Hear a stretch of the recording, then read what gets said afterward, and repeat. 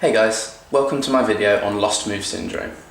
This is a problem which I've had in the past, but when I needed help I couldn't find any on YouTube. So I thought I'd make this video to help out anyone who's in this situation now, or just for any other trampoline nerds out there who might find it interesting. By the end of this video, you should have a good understanding of exactly what LMS is, know how and why it happens, and finally be able to use this knowledge to deal with it, or even better, to be able to prevent it from happening in the first place. LMS is defined as a sudden inability to perform a move which used to be done automatically. It's a problem which is pretty common in sports such as gymnastics and trampolining due to the complexity of the moves we're doing. The most common problem associated with LMS, the one which I experienced, is difficulty in doing somersaults without twisting. Like if I took off for a front tuck, I would do Barani, and if I tried to do a back layout, I would accidentally do a foot. LMS can cause lots of other problems as well, like being unable to control the amount of twists you do, but in the interest of time and relevance, I'll just be relating everything back to this most common example throughout the tutorial. Every movement which you can do, from picking up a pencil to doing a full-in Rudy out, is controlled by a separate motor program. This is a set of instructions in your brain which tells the right muscles what to do at the right times to bring about the right movement. The more times you repeat a skill, the better the different parts of the motor program get linked together, and the smoother and more automatic it becomes, which is why things seem to get easier when you practice them more. These motor programs don't disappear during LMS, okay? You've not lost the ability to do the move, you're just struggling to run the motor program automatically. So a move which you used to be able to do with no thought, all of a sudden requires a lot of conscious effort. Even though the move isn't permanently lost, suddenly not being able to do it is a pretty frustrating feeling, which is kind of difficult to describe unless you felt it before. You're not scared of hurting yourself like you are the first time you try a move exactly. You're more scared of the actual move itself.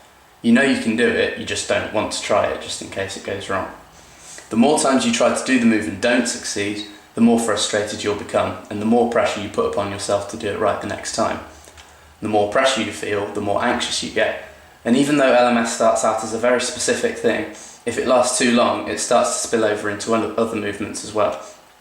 You start to feel anxious at the thought of training when you used to be happy and excited, and it can all get very messy very quickly and turn into a downward spiral of self-confidence, which in extreme cases can lead to complete dropout from the sport altogether, which is obviously not what we want.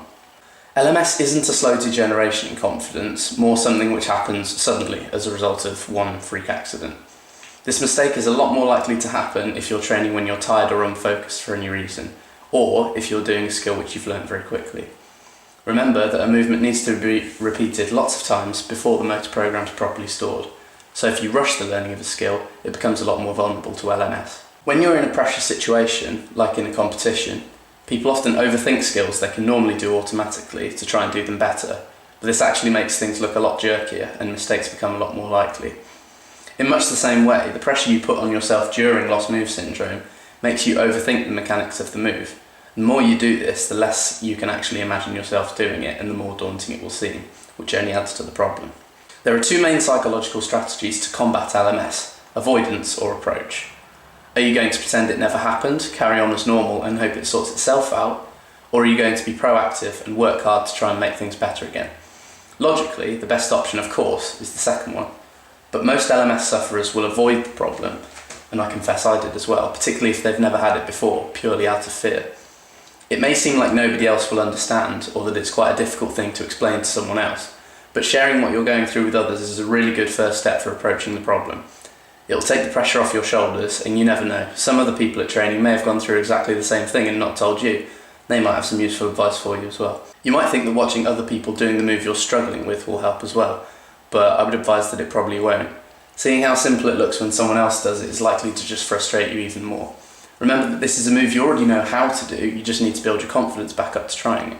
Remember also that the more unsuccessful attempts at this move you have, the more frustrated you're likely to become. So you need to start by putting yourself in a position where failure is impossible. I started with something as simple as rocking backwards and forwards on the floor, holding my knees as I would in a front or back tuck, closing my eyes and imagining I was doing the full move. You might feel kind of stupid at first doing this, but I guarantee it will help. Once you're happy with it, you could move on to forward rolls or backward rolls, again imagining that you're doing the full move, and just gradually moving back onto the trampoline, working through a few basic preps before trying the full thing again. The best amount of time to spend on each stage is different for everyone, but I wouldn't go through more than 1 or 2 steps a day. It's really important that you don't rush it, okay? It's a lot better to take an entire week to build back up to trying the full move than it is to go straight into it after a couple of hours, twist accidentally and end up right back where you started. Be patient and it will save you time in the long run, I promise. If at any stage you do find yourself accidentally twisting again, don't be afraid to move back a stage for a while before trying it once more. One thing I found very useful when trying the full move for the first time again was thinking about looking at something as I came into land. Focus on something in front of you as you're jumping, and as you take off, think about looking for it again as soon as possible and keep looking until you hit the trampoline. Theory being, if you keep your vision focused forwards, you won't twist.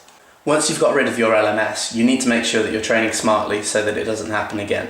It's sometimes very tempting to chuck a new move and then go straight on to the next thing, but as we've already mentioned, this makes you a lot more prone to LMS. Try to progress up to moves a little more slowly and consolidate them by trying to land it at least 3 times in a row before moving on so that the motor program is nice and securely saved in your brain. Also, if you're working on a big twisting skill, try to alternate attempts with a simpler something with no twists, just so that your body doesn't get too used to taking off and twisting straight away.